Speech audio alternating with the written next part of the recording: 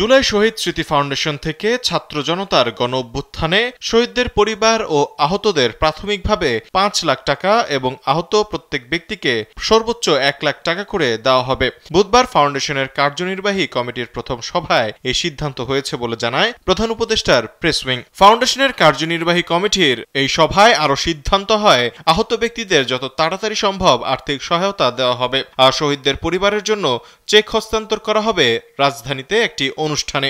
এর আগে গত মঙ্গলবার জুলাই শহীদ স্মৃতি ফাউন্ডেশনে ১০০ কোটি টাকা অনুদান দেয় অন্তর্বর্তী সরকার। প্রধান উপদেষ্টার ত্রাণ ও কল্যাণ তহবিল থেকে এই টাকা দেওয়া হয়। এ বিষয়ে এদিন ঢাকায় এক সংবাদ সম্মেলনে ফাউন্ডেশনের দপ্তর সম্পাদক ও অন্তর্বর্তী সরকারের তথ্য ও সম্প্রচার উপদেষ্টা মোহাম্মদ নাহিদ ইসলাম জানিয়েছিলেন, ২৫০টিরও বেশি ডিজাইন অপশন নিয়ে ওয়ালটন স্মার্ট ফ্রিজ, বোঝে আপনার প্রয়োজন।